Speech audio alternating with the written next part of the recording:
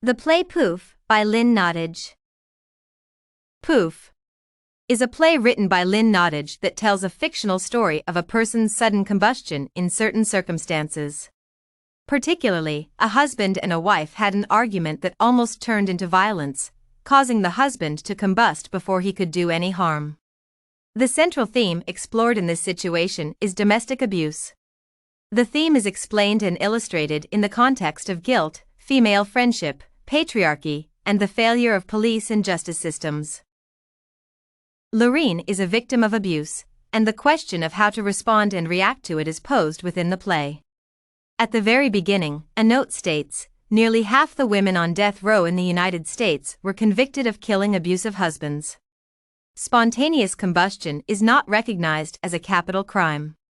This note prematurely raises a philosophical concern: how can society convict women who were harmed in the first place?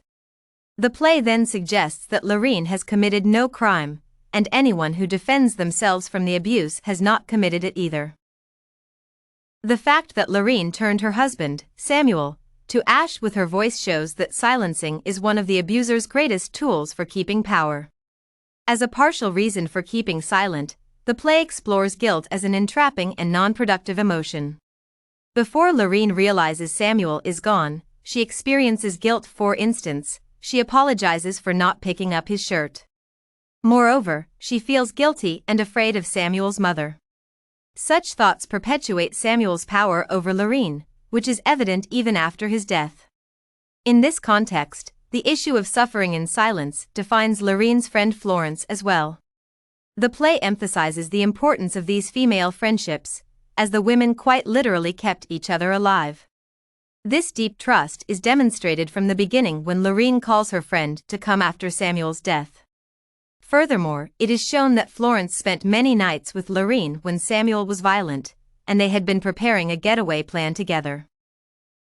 The play showcases a traditional patriarchal structure in the family, where the men hold all the power while the women are placed in subordinate positions.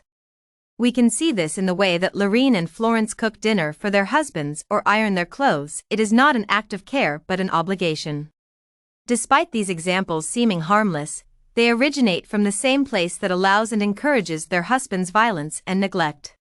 By living within such a structure, Loureen and Florence have learned to be silent while mistreated.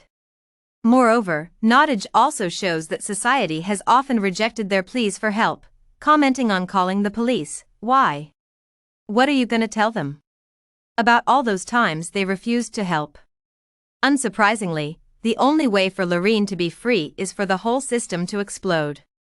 Unfortunately, Florence still remains stuck within it, believing her duty is not to herself but to her family. Nottage illustrates how domestic abuse can ruin people's lives and families.